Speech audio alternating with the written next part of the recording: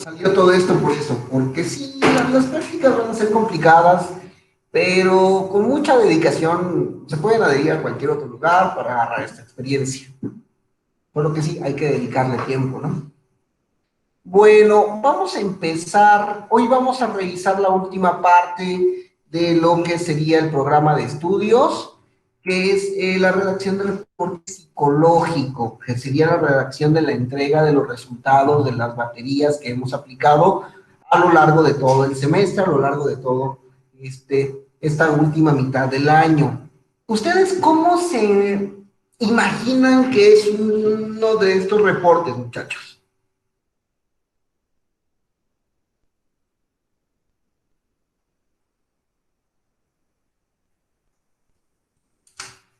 Pues no sé, profesor, son los resultados que se van a dar hacia lo que se evaluó. Ujú. Pero entendamos que existe una situación muy compleja por las circunstancias que implican y representan la redacción de estos reportes. Entendamos que nosotros vamos a observar una mecánica de ejecución, ¿sale? Pensemos en el contexto más simple en cuanto al ejercicio de nuestra profesión se refiere. Imaginemos que tenemos un consultorio o que participamos como parte de en una clínica, ¿sale? En este consultorio, en esta clínica, hay un procedimiento, entonces van a llegar personas y nos van a solicitar un reporte o una aplicación de pruebas, ¿sale? Regularmente no es así. Regularmente, si bien hay servicios especializados que brindan evaluación psicométrica, la gran cantidad de las circunstancias en las cuales ustedes harán pruebas es para complementar su práctica clínica. ¿Cuál es la práctica clínica? La interpretación de pacientes que tengan en proceso psicoterapéutico, proceso psicoeducativo, procesos de intervención, como gusten y manden el formato de atención que le brindarán a la persona. Imaginemos que tenemos todo el universo, que hacemos toda la entrevista, que abrimos un expediente. ¿Cuántos de ustedes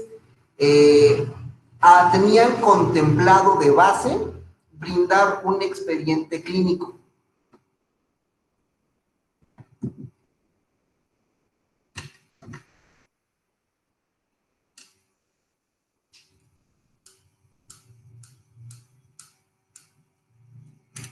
¿O cómo se imaginan que se forma un expediente clínico? Con todos los antecedentes, ¿no? Entonces, ¿qué debe de llevar un expediente clínico?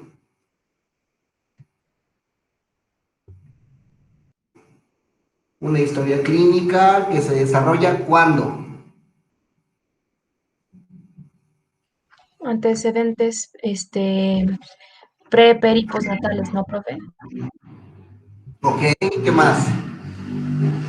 Eso es la entrevista psicológica, eso sé que sí se da como parte de un curso, hay una clase específica en la facultad en que enseñan cómo llevar una entrevista inicial. Perfecto. Después de esa entrevista inicial, pensemos que ya tenemos un diagnóstico o una impresión diagnóstica y que ya tenemos un plan de trabajo. Vamos diseñando ese plan de trabajo en función de las necesidades que observamos a partir de nuestro usuario, ya sea la forma que gusten y manden, en el que podamos explicarle a nuestras personas que ¿no? Tendríamos precisamente una perspectiva de cómo va a redactarse este reporte, ¿cierto? Perdón, ese expediente. Hay una norma federal del uso de manejo del expediente clínico. La norma se llama 04. Ahí viene todas las características que debe de conformar algo que se llama expediente médico legal. Recordemos que cuando nosotros tenemos la capacidad de intervenir con alguien es porque ya tenemos una capacidad médico legal de poder realizar observaciones y brindar impresiones diagnósticas dentro de ese espectro. Y por esa capacidad médico-legal, capacidad y responsabilidad, porque entendamos que cuando alguien se acerca con nosotros es nuestra responsabilidad ejecutar lo mejor posible nuestro aprendizaje. Por eso es de que cobramos como licenciados o cobramos como algo que tenemos una certificación. ¿Sale? ¿Hasta ahí vamos bien? Bueno, pensemos entonces en eso. Pensemos en que bien, estamos en un centro de trabajo o estamos en nuestro consultorio particular. Puede ser incluso también una consultoría, porque entendamos que las pruebas no solo se ocupan en la clínica, sino se ocupan en niveles distintos. Por ejemplo, selección de personal, en donde también debemos hacer estas entrevistas. Ya hicimos una entrevista, ya tienen un número de expediente, que si soy profesional utilizo un modelo clínico que se llama expediente en norma 04. Y ya que tengo este expediente con los formatos necesarios, formatos que yo diseñé, que yo creé, que yo me inventé o que yo veo que son necesarios, bueno, vamos a ejecutar las primeras observaciones clínicas. Por ello, el capítulo del libro que quería que fuéramos revisando. Mucho de lo que vamos a hacer va a estar dado en función de mi impresión diagnóstica, pero también va a estar llevado por la entrevista y por las observaciones que yo he hecho con esta persona. Ahora, esto es un pequeño problema, esto es un pequeño detalle. Mauricio, ¿cómo quieres que yo tenga una experiencia previa de cómo observar si no existe una observación ahorita? Tienen razón. Y eso es un punto que hablamos desde el principio de la clase, desde el principio del semestre. Chicos, esta clase es técnicamente un taller, porque en el taller se hacen todos esos tipos de observaciones y bemoles. Espero que el contenido de las pruebas haya sido relevante y que los detalles que se dieron para la revisión de las pruebas sean suficientes para enfrentarnos contra un paciente que nos va a pagar dinero para hacerle una entrevista. Pero, en fin, al final vamos a ir continuando y no preocupen mucho la explicación, la exploración, el número de observaciones que ustedes puedan recopilar a lo largo de toda su experiencia les va a ayudar a tener esta capacidad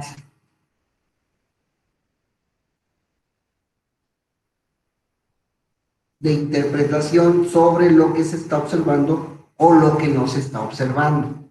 ¿Sale? Hay algunas tips que nos da el capítulo del libro. Vamos a presentarlo para que podamos hacer comentarios sobre la entrevista, ¿sale? Repito, nos va a pasar un poquito más de cosas, no se preocupen, sé que están estresados porque como que el contenido no se ve bien, pero bueno, veamos la teoría y ya después asentamos la práctica, ¿sale?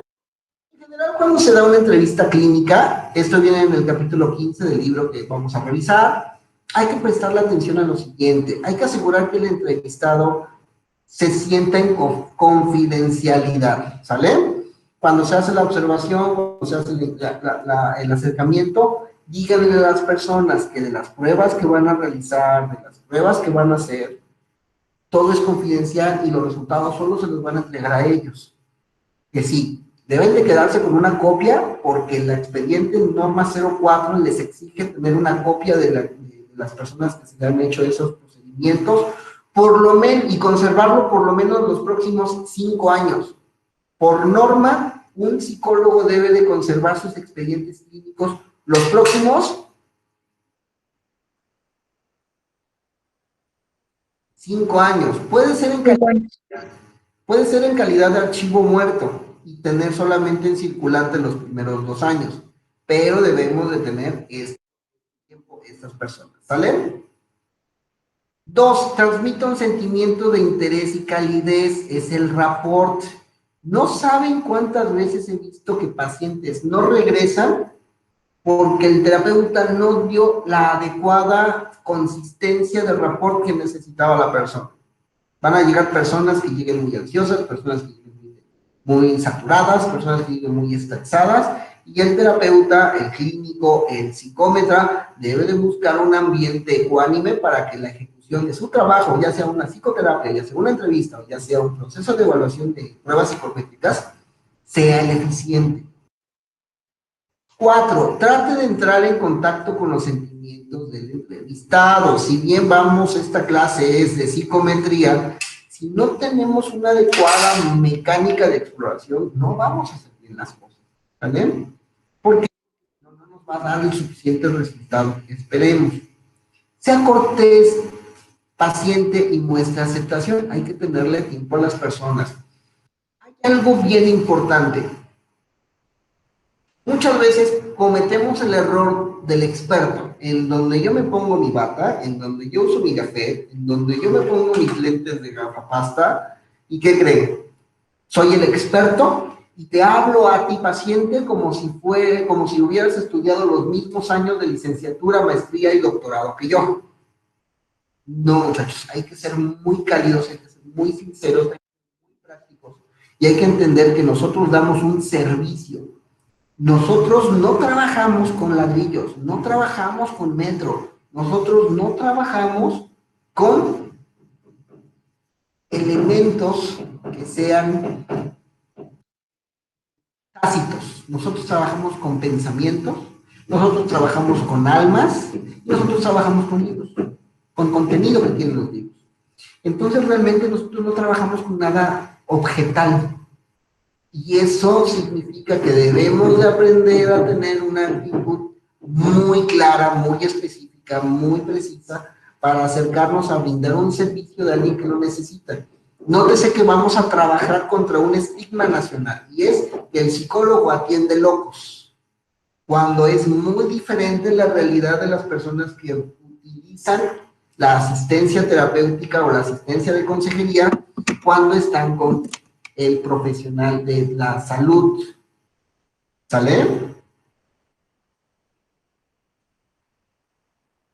Sí, profe. Ahora, anima al entrevistado a expresar con libertad tus pensamientos y sentimientos. Entendamos algo, si el paciente no está bien emocionalmente, no va a poder lograr adecuadas pruebas psicológicas. Ya olvídense de las proyectivas. Las proyectivas, de hecho, si no está bien, pues va a salir todo lo que esté ahí en ese momento.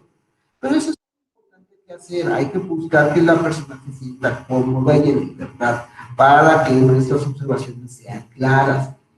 Siguiente, hay que ajustar las preguntas a los antecedentes culturales y educativos del entrevistado.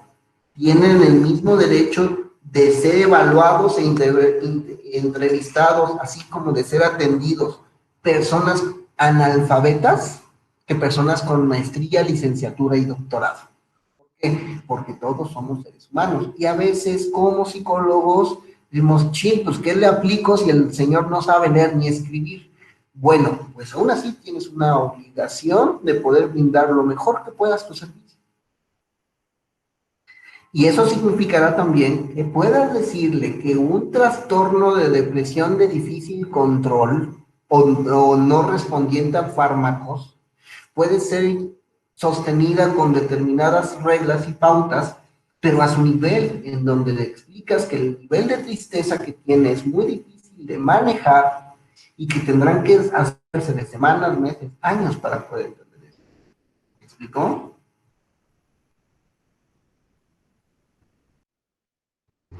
Hay que evitar la jerga psiquiátrica y psicológica, eso es bien importante. Les voy a dar un consejo, muchachos, uno de los pocos consejos que alguna vez un profesor de psicología nos dio a nosotros como grupo.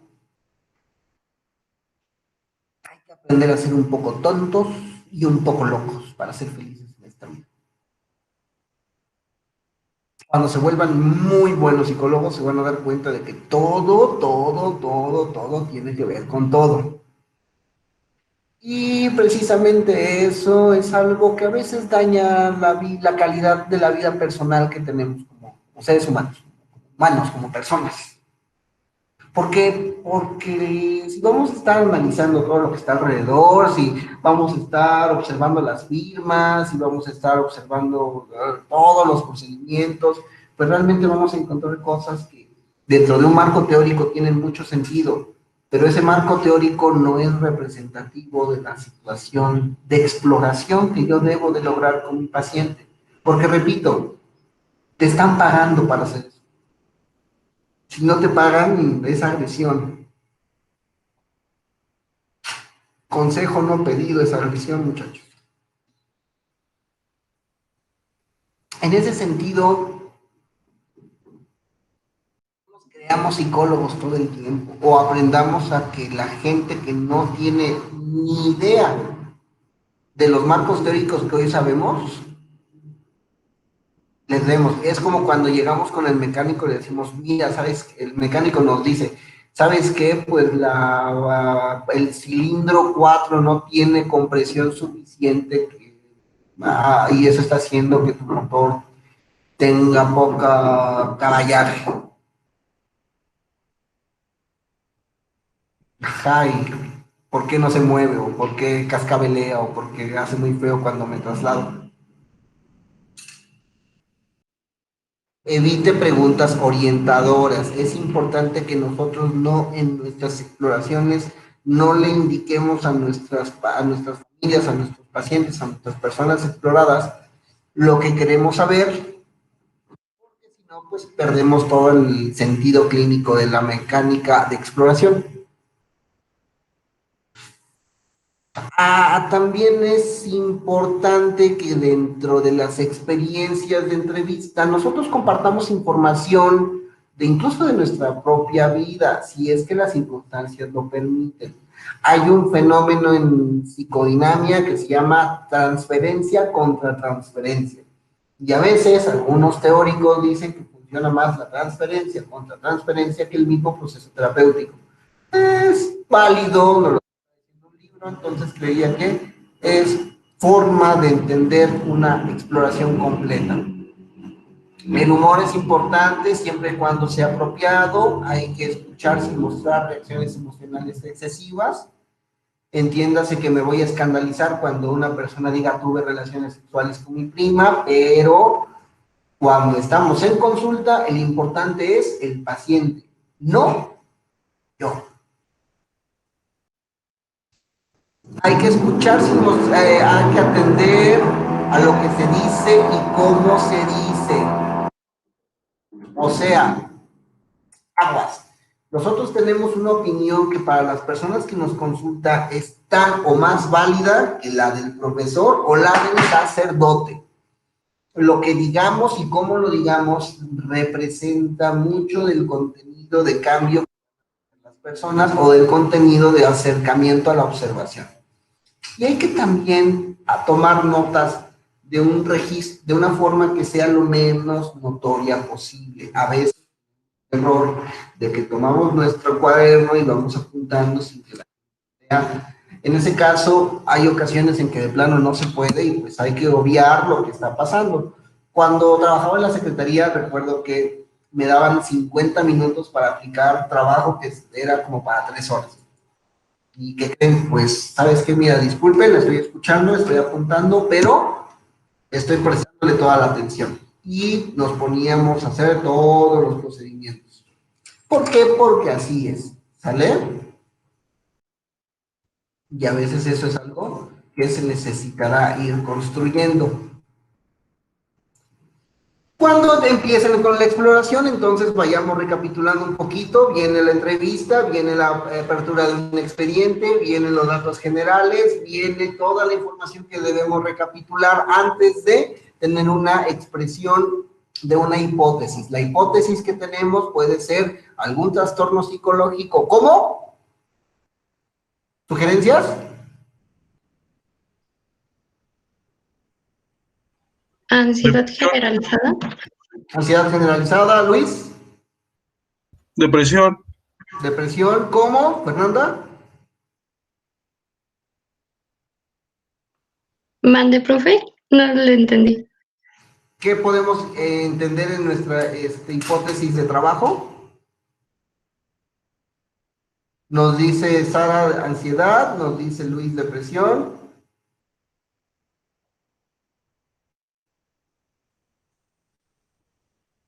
No, profe, fue Fer la que dijo.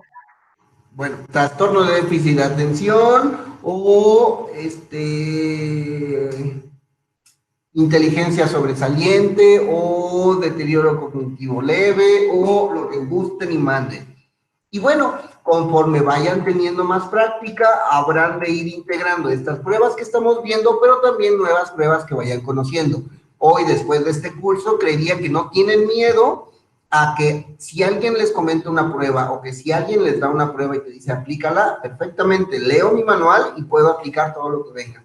¿Por qué? Porque es en la interpretación en donde mi licenciatura me sirve para lo mismo, no el uso de la prueba, no la experiencia de la prueba, sino más mi conocimiento de cómo interpretar, cómo observar y cómo aplicar estas pruebas.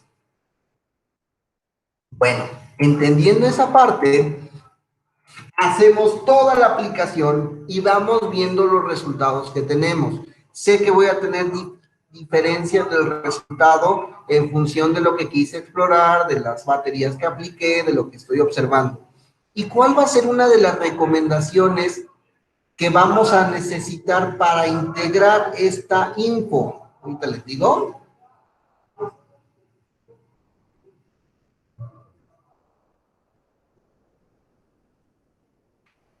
Muchas veces pueden guiarse con un esquema de interpretación, ¿sale? Este es el esquema más completo que yo he podido encontrar, porque lo que nos va a generar es una interpretación de lo que estoy observando en la prueba, no el resultado de la prueba. Algunos pensarían que, ¿sabes qué? Mira, te traigo el cuadernillo que interpreté y págame 12,000 pesos, págame 15,000 pesos, págame 8,000 pesos, que son más o menos el costo de las pruebas que se hacen. De amigos, de compas, porque nos cae muy bien una persona, una batería sencilla se cobra entre 2,500 y 3,000 pesos. Un Wise se cobra no menos de 4,000 pesos. Y eso porque en serio te cae muy bien una persona, y solamente el Wise. Una exploración de la personalidad con fines legales, 25 o 28,000 pesos. ¿Por qué? Porque es el costo del mercado. ¿Me explicó? En este caso, lo que hay que entregar es precisamente esto: nombre, edad, fecha de nacimiento, lugar de nacimiento, domicilio, teléfono, escolaridad, años de escolaridad, ocupación, estado civil o el evaluador. ¿Quién está evaluando? Quien hace el reporte no necesariamente es el evaluador. Por economía sí, pero no necesariamente tiene que pasar. Número de expedientes, sexo, preferencia manual, si es zurdo o diestro, cuántos idiomas maneja, qué religión tiene, quién refiere, puede ser médico, puede ser abogado, puede ser juez, puede ser maestra, etcétera, etcétera. Diagnóstico médico, si existe un diagnóstico neuropsicológico, número de sesiones, fecha de evaluación y el supervisor del reporte, ¿sale? Hasta ahí, como ficha de identificación, ¿vamos bien? Sí, profe. Perfecto, entonces vamos a ir con el motivo de consulta. ¿Por qué? Porque hay que dejar muy claro por qué es que se está realizando este procedimiento. ¿Se entiende? ¿Y cómo lo vamos a poner? Motivo por el cual el servicio que remite requiere de una evaluación, como un estudio, como parte de un protocolo, como un estudio pre o postquirúrgico, como un estudio descriptivo del estado de las funciones mentales o de personalidad. Queja o demanda principal del paciente y o la familia, asiste por iniciativa propia o es traído por algún familiar. Todo eso se va registrando.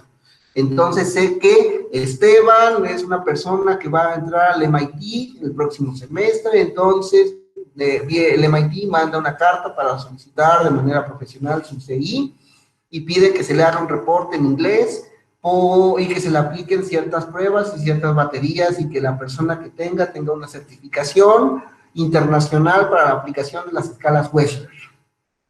Entonces ese reporte de Esteban le va a salir como en unos 25 o 27,000 pesos, pero va a entrar al MIT, ¿entienden?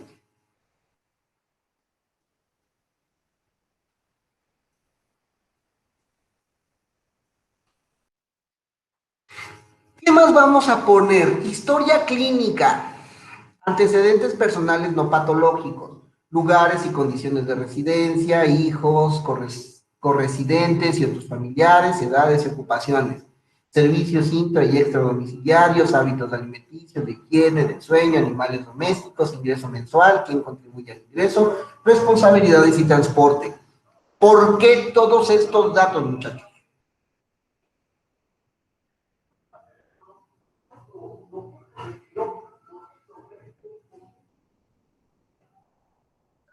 Son importantes, profe. Bueno, porque al final construyen toda la historia del paciente. Al final lo no patológico, pero lo no patológico y lo sí patológico también es importante. Si hay alguna enfermedad, un antecedente familiar de, no sé, alguna otra patología o enfermedad médica, puede ser como importante para nosotros como factores de causa. ¿Entiende todas las características de los antecedentes no patológicos? ¿Qué implica servicios intra y extradomiciliarios?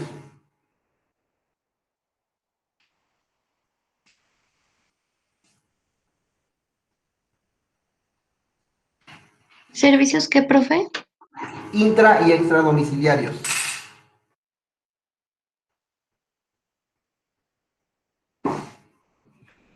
Pues no sé si sea lo mejor como los servicios de agua, luz, gas y todos esos. Exactamente.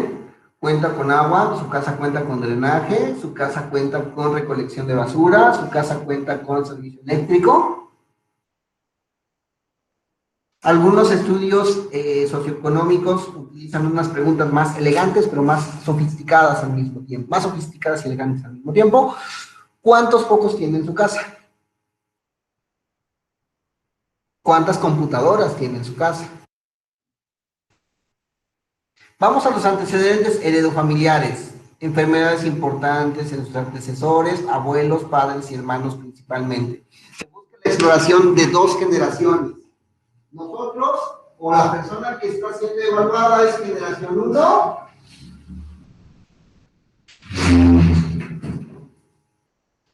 Padres, generación 2, abuelo, generación 3. Bueno, llegamos a los abuelos, pues. ¿Vale? Presencia de enfermedades neurológicas, psiquiátricas, cardíacas, respiratorias, metabólicas, indagar sobre todo en patología presente del paciente. ¿Por qué es importante saber patología psiquiátrica de los abuelos?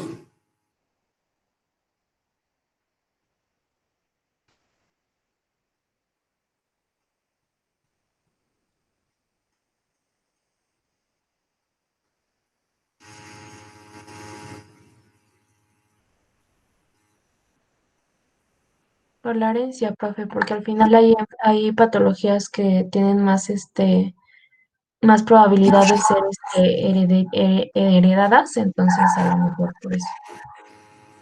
Y que se pueden saltar algunas generaciones y que tenemos que ir observando en función de genes o en función de heredabilidad. También hay patologías psiquiátricas y psicológicas que tienen tasas de heredabilidad alta o baja. Antecedentes personales patológicos, si el paciente actualmente usa alcohol o drogas, si hay métodos anticonceptivos, etcétera, etcétera, etcétera. No saben la cantidad de ocasiones que existen correlatos entre el uso de anticonceptivos y problemas de límite de la personalidad mal diagnosticados. ¿Por qué? Porque a veces hay días buenos, hay días malos, etcétera, etcétera, etcétera. Es muy, muy importante eso. Padecimiento actual, narración del evento a consecuencia del cual se acude a consulta. Síntomas, tiempo de evolución, medicación, terapias recibidas, estudios médicos, sistemas farmacológicos previos, solo si son importantes para el padecimiento actual. No saben la cantidad de veces que el psicólogo omite medicamentos utilizados de forma frecuente. ¿Sabían que el paracetamol nos hace que tomemos decisiones de manera más impulsiva? ¿En serio? ¿Por qué? Afecta de cierta forma la flora intestinal y hace que como que seamos más impulsivos. Como que si no le hubiéramos dicho que no le hubiéramos dado nuestro teléfono al muchacho en coquetón de la micro, pues con el paracetamol le decimos, órale, va, juega.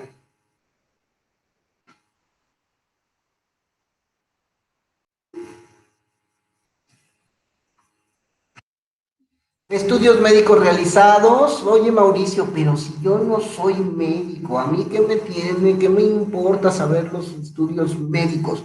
Pues mucho. ¿Por qué? Porque recordemos que es un reporte no para mí, sino para Quien lo haya, ay, se me fue el nombre. quien lo haya solicitado. Solicitado. Ajá. Pensemos el mejor de los casos que sí es para mí. Entonces yo voy a hacer mi batería de pruebas, entonces yo no necesito hacerme un reporte, ¿se entiende? Pero eso entonces entra dentro de una condición de atención psicológica. No es lo mismo que yo como que no me le doy a qué tiene este niño, porque yo estoy atendiendo a este niño en necesidades educativas especiales, a que yo soy un terapeuta y no soy experto en esta prueba que necesito saber para que mi hijo, mi niña, mi paciente tenga esta situación, entonces la solicito para recibir un reporte de regreso, porque por eso es que estoy pidiéndole a alguien que en verdad sabe aplicar estas pruebas su consecuencia. Los reportes son para quien los lee, no son para quien los hace. Medicamentos, ya les había comentado, pruebas aplicadas. Y aquí viene la justificación de las pruebas empleadas, una breve descripción de las mismas, número de sesiones de evaluación y duración de cada una. Y aquí es donde metemos todas las fichas que nosotros tengamos habidas y por haber. ¿Cierto o falso?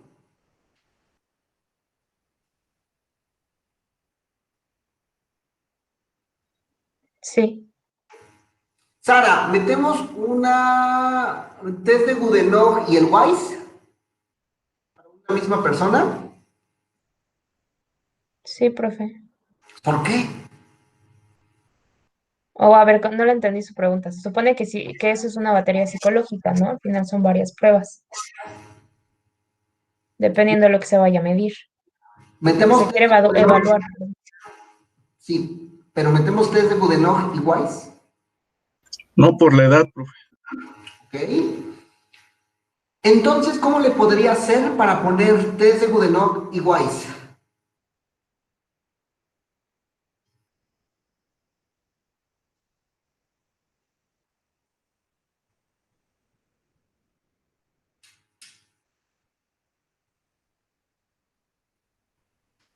Tu respuesta es correcta, Luis. Por la edad, no son compatibles. Pero entonces, ¿por qué me lo pongo en un reporte?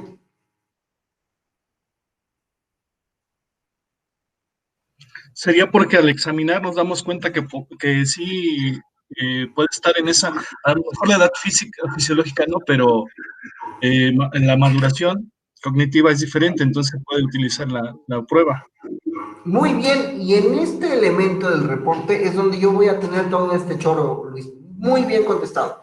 ¿Sabes qué? Explorando al paciente, después de observar los rasgos patológicos, observa que el médico manda un retraso psicomotor de menos 5 años, entonces estamos observando que el test de Goodenough es para esto, y por la edad por la edad mental se aplica un test de Goodenough para la exploración, pero por la edad madurativa tenemos que el correspondiente a las tablas es WISE. Perfecto. Aquí es donde viene la justificación de las pruebas empleadas, ¿vale? Después tenemos algo que se llama presentación y conducta. Y aquí es donde vale la pena que den una revisada al capítulo del libro que les comenté, y si no lo vamos checando. Puntualidad de la persona. ¿Qué nos está reflejando su puntualidad?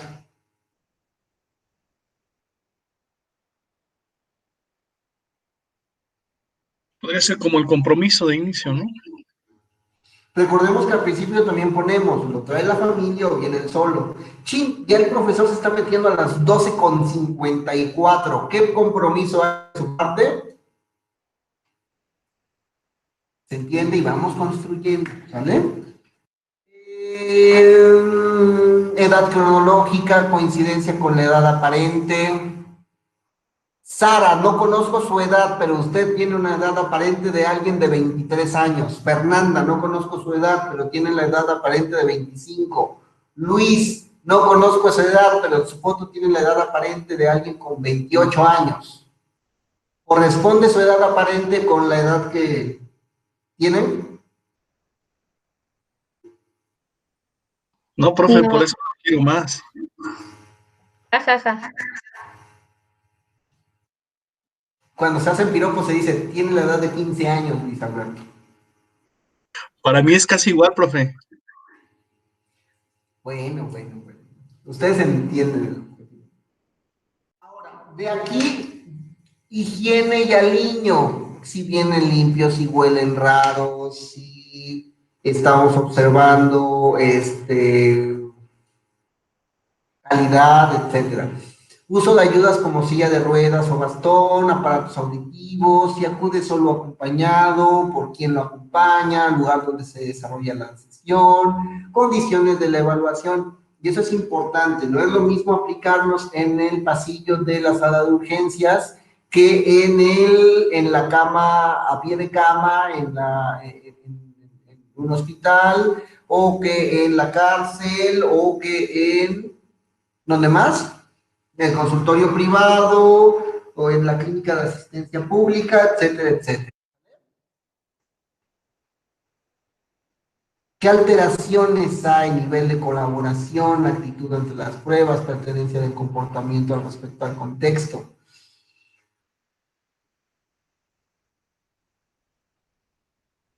Alteraciones neuropsicológicas, conciencia del déficit. ¿La persona es consciente de que necesita ser evaluada o no? Todo eso nos da una adecuada forma de interpretación cuando hacemos un reporte. Y vamos a los hallazgos. Aquí, ¿qué es la recomendación, muchachos? Cuando ustedes se vuelvan expertos, van a poder hacer la exploración en la forma en la que yo les estoy proponiendo ahorita. ¿Cómo lo podemos hacer de forma natural? Bueno, ponemos los resultados. Y sale con un CI de por las siguientes formas. Exponemos todas las cosas. Puede ser en una redacción escrita o puede ser dentro de una exploración de términos, aunque se espera que no se usen muchos términos, porque es una comunicación con un médico. El médico va a entender la complejidad del sujeto que propone Lacan. No, porque no estudió psicología. Entonces, como muchas pruebas, podemos utilizar el recurso de las gráficas. Tu inteligencia aquí, tu lenguaje acá, pero tu lógica matemática acá, y así vamos variando. ¿Por qué? Porque es una forma económica, sencilla. Hasta el médico más bruto sabe cuál es la función del lenguaje. ¿Cuál es la función del lenguaje? Comunicar. La comunicación, pero hay muchos otros tipos de lenguaje. ¿Y qué sería el lenguaje no verbal? Bueno, esas que no son orales, incluso utilizamos un sistema semiótico para explicar algo, etcétera, etcétera, etcétera, etcétera. Y podemos entonces aquí observar rasgos de funciones psicológicas superiores. Esto está escrito en función psicológica superior. Pueden hacer una tabla, pueden devolver en función de lo que ustedes estén observando. La norma 04 nos va a pedir dos tipos de condiciones para exponer resultados. Una cuantitativa y otra cualitativa. ¿De acuerdo? Si el WISE me dice CI de 126 y yo no le pongo inteligencia superior muy superior al término medio, dentro del cuartil 95, está mal mi resultado. Porque si yo nada más llego con la persona de la sierra y le digo, tu hijo tiene una inteligencia de 126 puntos, ¿qué nos va a decir la persona de la sierra? Uy, pues ni es nada. Yo esperaba 1000, yo esperaba 2000. No. 126 es mucho, señora. Es superior al término medio, superior a todos sus compañeros. De 100 personas, él está dentro de los mejores 5. ¿Me explico? Sí, Vale. Aquí podemos observar estas funciones psicológicas superiores dentro de la descomposición básica. El lenguaje es comprensión, expresión, escritura y lectura. En percepción tenemos gnosias, que es percepción de objetos, dibujos, percepción auditiva, táctil, espacial, somatosensorial.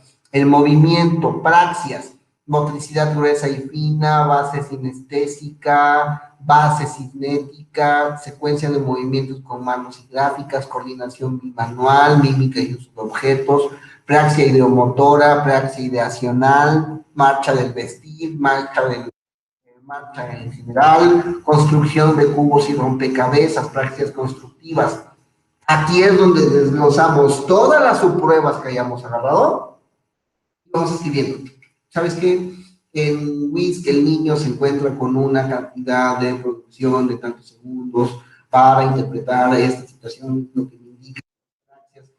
Constructivo, gráficas se encuentran adecuadas, ya que los dibujos a la copia en el test de Budenov se encuentran adecuados y conservan los mismos rasgos de ejecución en un tiempo menor a 10 minutos. Y nos ponemos como si fuéramos el gatito de Niancha a escribir todo lo que nos acordamos de esas exploraciones. Porque todas las subtareas tendrían entonces sentido si observamos los procesos de función psicológica superior. ¿Nos podemos quedar con la gráfica? Sí, vale.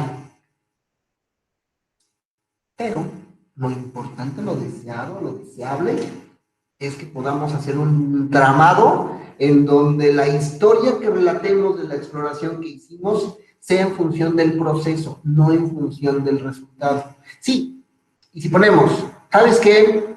En la construcción de cubos de WISC, el niño logra 16 puntos naturales que representa 60 puntos naturales que representan 19 percentil, 95, lo que implica que se encuentra en la construcción de praxias constructivas muy superior al término medio, igualando estas capacidades con la construcción de las figuras de Bender, con la construcción de las figuras de Frostig, en donde tenemos igual en la construcción de las praxias manuales de Frostig, la misma simplificación en porcentaje de evaluación.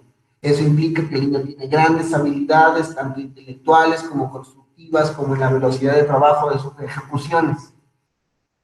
¿Qué nos va a decir todo eso? Que probablemente el niño tenga muy buenos elementos en la construcción de elementos gráficos y a partir de ello podamos construir y reconstruir el resto de las situaciones atencionales, cognitivas, prácticas, de lenguaje, etcétera, etcétera.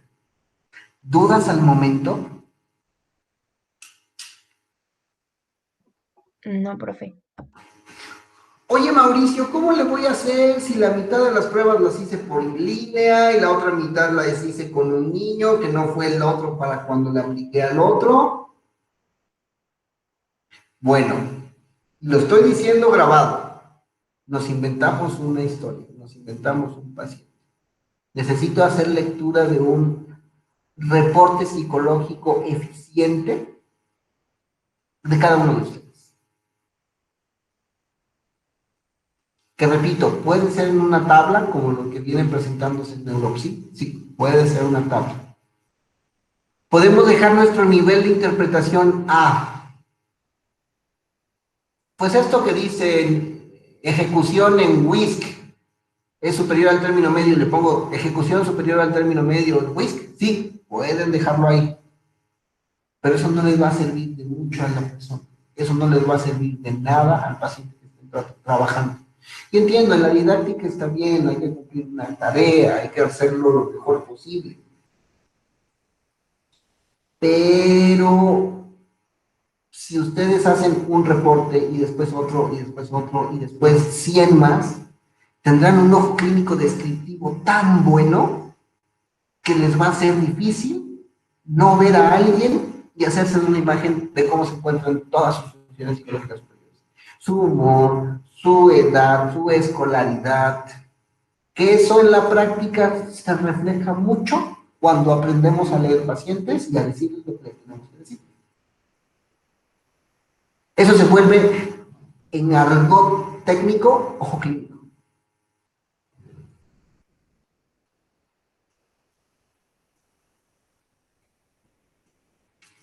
¿Dudas hasta aquí?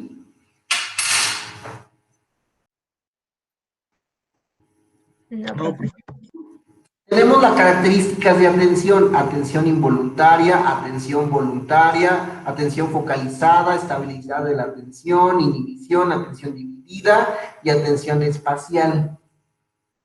¿Qué significa eso? Cómo la atención involuntaria es el reflejo de orientación de estímulos inesperados, se da. Oye, Mauricio, ¿qué prueba me dice eso? Ninguna prueba, es pura observación clínica. Es cuando el paciente se encontraba en la segunda sesión, observamos la atención involuntaria bastante ejercida, ya que al tocar la puerta de la entrada, el paciente mostraba desfocalizar su atención y dirigirla inmediatamente después a la... O que cuando pasaba el señor de los elotes, le pedía al niño un elote a su mamá y empezaba a hacer argüenda, a pesar de que estuviera muy concentrado en su prueba.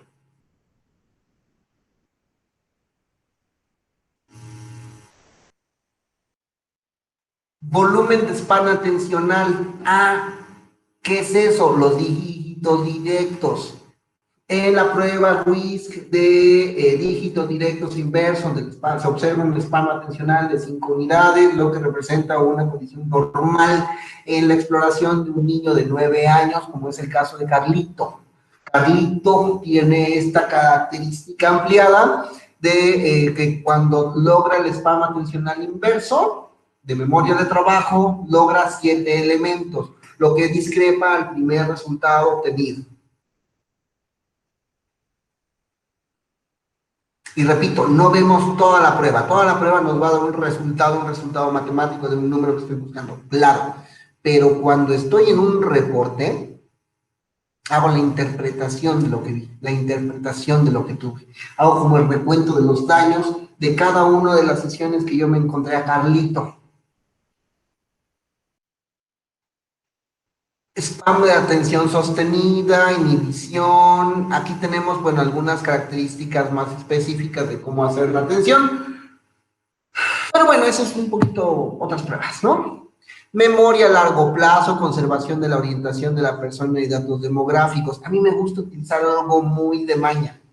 Cada vez que llega alguien a consulta, la saludo de mano, le doy un apretón y me presento solo con mi primer nombre. Y presento a alguien más que se encuentre en la habitación. Imaginemos que estamos en prácticas, entonces Fernanda me acompaña, Fernanda está de coterapeuta, entonces yo llego, me presento, hola, ¿cómo estás? Señor, señora, niño, niña, payaso, quimera. Soy Mauricio y ya es Fernanda, vamos a empezar una entrevista, ¿le parece? Pasan 15, 20, 30 minutos, ¿y cuál es la pregunta que se suele hacer? ¿Cómo me llamo? Medio mañoso porque luego tengo el título expuesto, medio mañoso porque luego tenemos gafete o demás, pero imaginemos que cuidamos todos esos detalles. Preguntar esas cosas me van a dar una muy buena referencia de lo que yo estoy esperando, buscando, teniendo. Porque te tienen que decir. Y ese es un tipo de memoria a corto plazo que no es una prueba. Cuando lean el capítulo del libro, se van a dar cuenta entonces que la prueba del picaporte que venimos platicándonos desde el principio de semestre no está tan descabellada. No es clara, no es real, pero sí es una forma muy eficiente de construir pruebas. Cálculo. Reconocimiento de números, conservación del concepto de número, escritura de cifras de dictado, realización de cálculos básicos, funciones ejecutivas, cómo se da un pensamiento de actividad intelectual, iniciativa y motivación, planificación, flexibilidad estabilidad, monitoreo, fluidez, velocidad de procesamiento. Velocidad de procesamiento tiene todo un concepto en WISC. Capacidad de abstracción, funciones ejecutivas cálidas, cómo se toman decisiones, cuál es el juicio, la inteligencia, en este caso solo si se aplica la escala Wechsler o cuáles son las discrepancias entre algunas escalas e índices. O en todo caso, ¿sabes qué? Se observa un cuestionario dentro de la batería de pruebas, se observó un cuestionario de inteligencias múltiples de Gartner, entonces la inteligencia múltiple que más predominancia existe es esta por esto. Capacidad funcional, la persona es capaz de instrumentarse, alimentarse, vestirse, bañarse, etcétera, etcétera. Estado de ánimo y personalidad. ¿Cuál es su estado de ánimo entre un espectro de depresión y manía? Recordemos que estos son las dos grandes emociones en donde vamos a estar buscando nuestra ejecución. ¿Qué es lo que, cuál emoción sana está antes de la manía?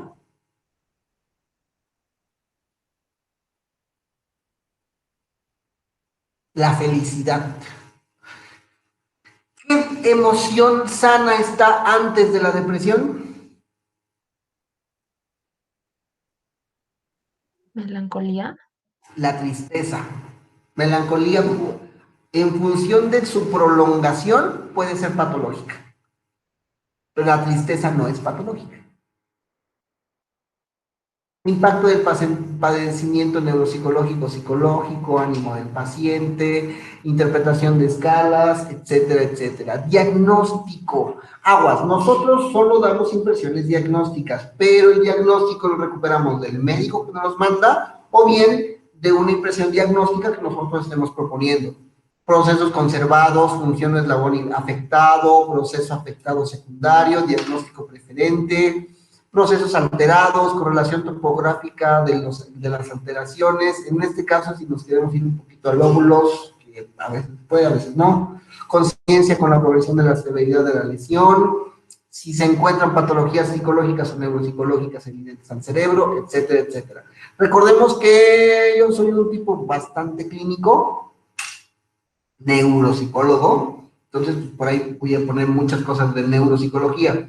Cuando se quiere redactar de otra forma, podemos poner todo el esquema de la construcción psicodinámica de la personalidad del sujeto, pero ahí estamos enfocándonos solamente en la personalidad.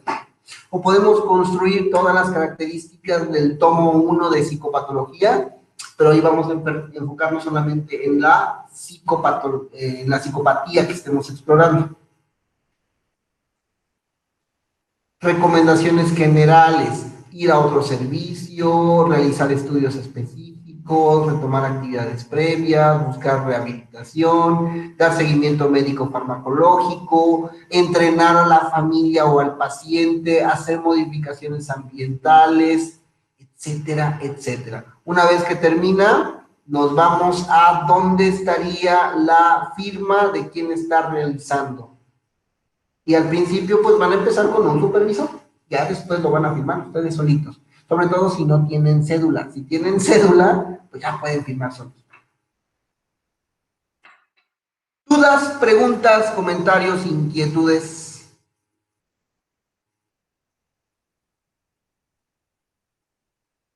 No, profe, creo que no. Vale. Lean el capítulo 15 del libro que se subió y lo platicamos la próxima clase. Les voy a subir el PDF de este Word. Revísenlo y vean si tienen suficiente información para completar cada uno de estos campos, muchachos. Y si no, consíganlo. Sí, profe. Sí, profe, gracias. Chequen que les estoy dando un machote de cómo entregar un reporte psicológico. El problema no es el machote, el problema es interpretar todas las pruebas, ya sean las 12 pruebas, ya sean las 3 pruebas que les digo como mínimo, para poner toda esa información. Bien complicado, pero nada imposible, ustedes pueden. Profe, entonces nada más se va a entregar un reporte, ¿verdad? 2, uno de niño y uno de adulto. Ah, ok. ¿Dudas, preguntas?